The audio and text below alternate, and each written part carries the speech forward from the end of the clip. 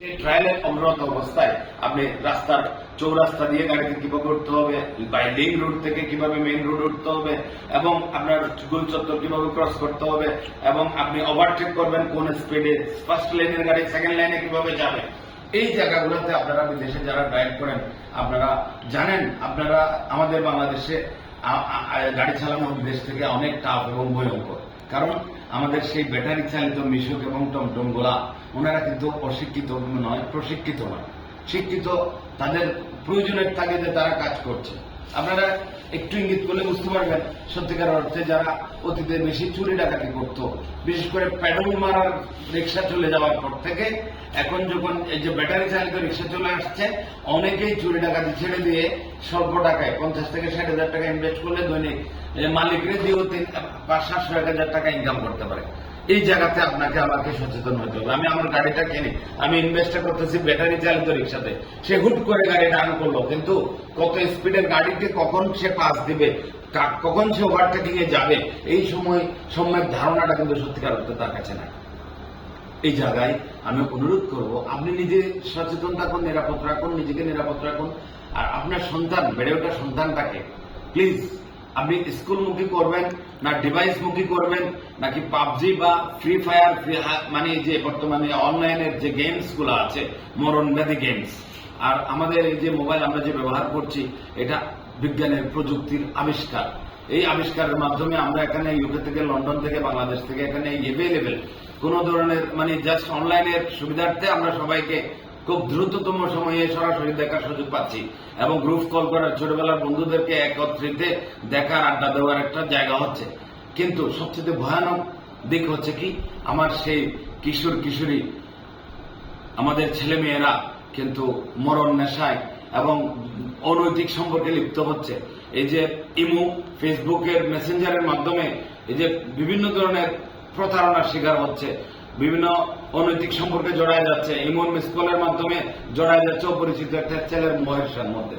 তো এই জায়গাতে আপনাদেরকে একটু, বাবা যারা আছেন, বড় ভাই আছেন, মা আছেন, আপনারা একটু কেয়ারফুল হতে হবে। আপনার সন্তানকে আপনার বিকাশকালীন সময়ে তাকে দেখভাল করার দায়িত্ব আপনার।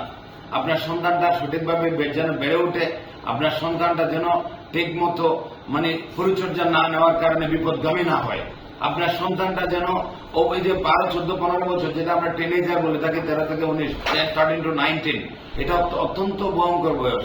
এই বয়সে সন্তানগুলা বিপদগামী হয়, তাকে তার প্রাকৃতিক, তার বয়সন্ধি কালের যে পরিবর্তনগুলো আসতে পারে, সেই মেসেজগুলো রাইট পার্সন থেকে যদি সে পায়, তার বাবা হয়ে যদি সন্তান বাবার থেকে পায়, মা থেকে যদি তার মেয়েটা সঠিক মেসেজটা পায়, তাহলে ভুল শিক্ষাটা তার বন্ধু মহল বা বান্ধবী মহল থেকে পাবে না।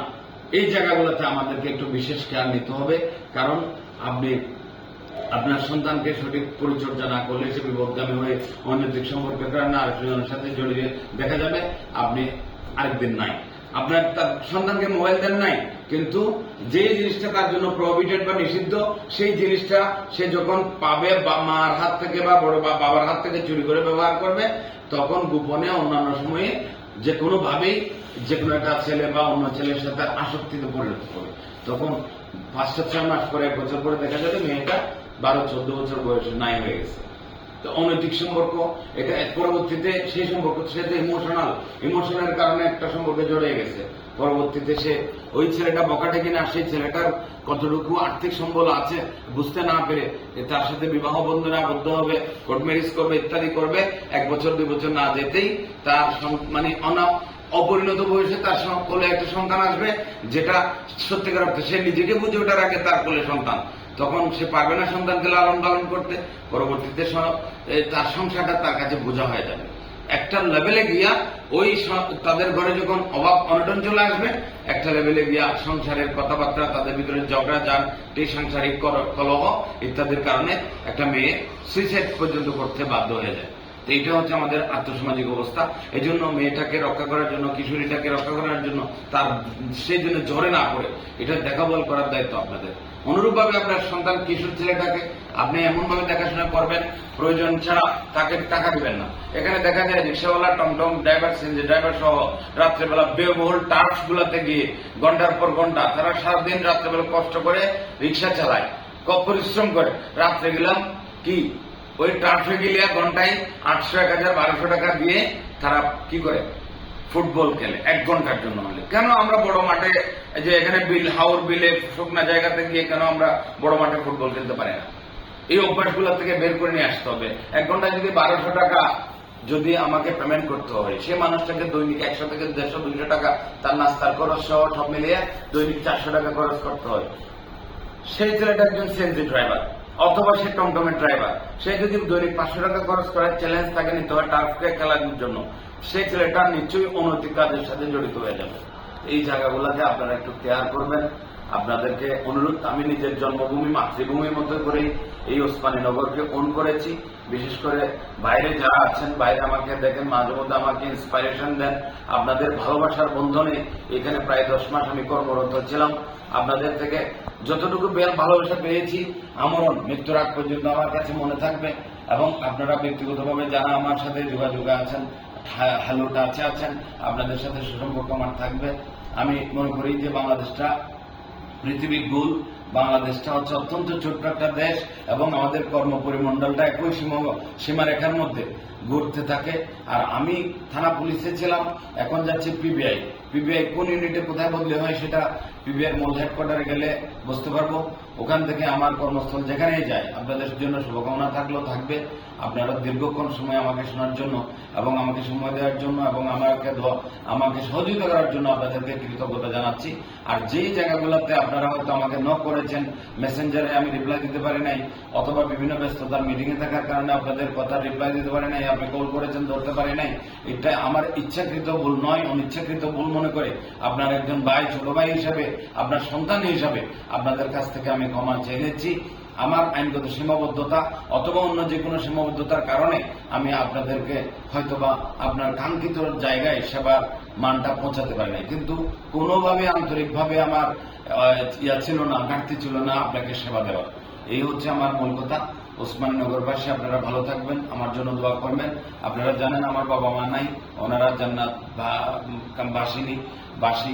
আমার মরহুম বাবা মায়ের জন্য আপনাদের কাছে দোয়া চাই। আমি ব্যক্তিগত জীবনের 3 সন্তানের জন্য, আমার ছেলেদের জন্য দোয়া করবেন, তারা যেন ভালো মানুষ হতে পারে। যারা আমার ব্যক্তিগত সংস্পর্শে এসেছেন বা আসছেন, আপনারা আমার সন্তানদেরকে চেনেন, তাদের জন্য দোয়া করবেন। আমি চাই না যে আমার ছেলে ডাক্তার, মাস্টার, ইঞ্জিনিয়ার অনেক বড় কিছু হোক, তারা শুধু ভালো মানুষ হইতো আর মানুষের সেবায় নিয়োজিত থাকতো। এই ওসমানীনগরকে আমি কখনো আমার জন্মভূমি কক্সবাজার, টেকনাফ তথা হয়কং ইউনিয়নের সাথে আলাদা করিনি। আমার হয়কং ইউনিয়নের মানুষকে আমি যেভাবে ভালোবাসছি, এই ওসমানীনগরের মানুষকে আমি ভালোবাসছি। এবং এখানে রাজনৈতিক এবং কোন ধরনের ধর্ম বা ইত্যাদি কোন ব্যারিয়ারের কাউকে আমি আলাদা চোখে দেখিনি। এইটা আমার কাছে সবচেয়ে বড় পরিচয় ছিল সবাই মানুষ। মানুষকে সেবা দেওয়া হলো আমার মূল কাজ। সরকারের সেই ব্রত নিয়ে আমি এখানে আসছিলাম। আল্লাহর অসীম রহমত, আমি 2000 চট্টগ্রাম মহানগরে প্রথম অফিসার ইনচার্জের দায়িত্ব পেয়েছিলাম। আমাদের তৎকালীন police commissioner Salem Mohammad Tanvir sir অত্যন্ত সৎ এবং সজ্জন ব্যক্তি। স্যারের আমাদের প্রতি ভালোবাসা এবং আমাদের কর্মতৎপরতা, আমার কারণের ফল বলবো, আমাদের ব্যক্তিগত প্রোফাইল বিবেচনা করে আমাকে প্রথমবারের মতো ওসির দায়িত্ব উনি দিয়েছিলেন। কিন্তু চট্টগ্রাম, বৃহত্তর চট্টগ্রাম ঠেকাও হটাও এই ধরনের ইয়ার মধ্যে আমি 2022 সালে সিএমপি থেকে আউট হয়ে যাই। তৎপরবর্তীতে সোনারঘাটের ওসি হিসেবে দায়িত্ব পালন করেছি। আপনারা যারা অনলাইনে আমার সাথে যুক্ত আছেন, সোনারঘাটবাসী, বৃহত্তর সিলেটের সোনারঘাটবাসীর কাছেও আমি ক্ষমা চেয়ে নিচ্ছি। ওখানেও প্রায় 10 মাস 10 দিন কর্মরত ছিলাম। ওই যে নির্বাচনের আগে গণবদলি 338 জনের মধ্যে আমি বদলি হই। এটা কোনো আমার ব্যক্তিগত ইন্টেনশন বা ব্যক্তিগত কোনো ত্রুটির কারণে নয়, আল্লাহর রহমতে বিপদ মুক্তই ছিলাম। সোনারঘাট যেহেতু একটা ভৌগোলিক অবস্থানগত কারণে ইন্ডিয়ার সাথে প্রায় 37 কিলোমিটারের একটা সীমান্তবর্তী থানা, ওখানে অনেক ধরনের মানুষের বসবাস এবং সীমান্তবর্তী জেলা, সীমান্তবর্তী রাষ্ট্র, বিভিন্ন সীমান্তবর্তী অপরাধগুলো ওখানে হয়ে থাকে, মার্ডার, খুন, ডাকাতি ইত্যাদি বড় ধরনের অপরাধ ওখানে পেশ করে আসছি। সবগুলো আল্লাহর রহমতে সুন্দরভাবে আমরা ওভারকাম করতে পেরেছিলাম। আমার ঊর্ধ্বতন কর্তৃপক্ষের নির্দেশনায় সকল সময় আমি পেশাদারিত্বের সাথে দায়িত্ব পালন করে আসছি এবং ওখানেও আল্লাহর রহমতে সম্মানের সাথে আসতে পারছি। আজকেও সেম 5 আগস্টের পরে এখানে 5 অগাস্টেও কোনো ধরনের ঘটনা, কোনো ধরনের অপ্রীতিকর ঘটনা হয় নাই। আমি যোগদানের পরবর্তীতে কোনো ধরনের অপ্রীতিকর ঘটনা বা প্রাকৃতিক সহিংসতা এখানে ছিল না বা নাই। তারপরেও আমরা বদলি ইনশাল্লাহ এটা পুলিশ হেডকোয়ার্টার্সের আদেশ। আমরা বদলি চাকরি করি, বদলি আমাদের কাঙ্ক্ষিত জায়গা, যেখানেই বদলি হয় রিজিকের মালিক আল্লাহ। যতক্ষণ ছিলাম চেষ্টা করেছি। আবারও আপনাদের কাছে ভুল ত্রুটির জন্য ক্ষমা চেয়ে নিচ্ছি। আমার জন্য দোয়া করবেন। কর্মস্থলে ইনশাল্লাহ কোনো না কোনো ভাবে আপনাদের সাথে আবার দেখা হবে। সবার জন্য শুভকামনা রইল। এই উসমানীনগরবাসী, বিশেষ করে আমার কর্মস্থলে যারা আমার কর্মী, আমার সহকর্মী, আমার কলিগস যারা ছিলেন, তাদেরকে বেশি বেশি করে মিস করব। তাদেরকে আমি বেশি কষ্ট দিয়েছি পাবলিক সার্ভিস দেওয়ার জন্য। আমরা যেহেতু জনগণের সেবক, জনগণের চাকর, গণপ্রজাতন্ত্রের চাকর, সেই গণপ্রজাতন্ত্রের চাকর কথাটা আমি বারবার শব্দটা ইউজ করি এই কারণে, আমার ইচ্ছাতে আমি এখানে আসি নাই, আমার কর্মকর্তাদের ইচ্ছাতে আসছি, কিন্তু কাজ করেছি জনগণের কল্যাণে। এই জনগণের কল্যাণে কাজ করতে গিয়ে অনেক সময় আমার এই প্রশাসনের চেয়ারের কারণে আমার কঠোরতা দেখাতে হয়েছে আমার কলিগদের সাথে। কলিগদের এই সোশ্যাল মিডিয়ার মাধ্যমে আমার কলিগদের কাছেও আমি ক্ষমা চেয়ে নিচ্ছি। আজকে আমার শেষ কর্মদিবস, এখান থেকে আপনাদের কাছ থেকে বিদায় নিতে চাই। সবার জন্য শুভকামনা। আসসালামু আলাইকুম। আপনারা সবাই ভালো থাকবেন, আমার জন্য দোয়া করবেন।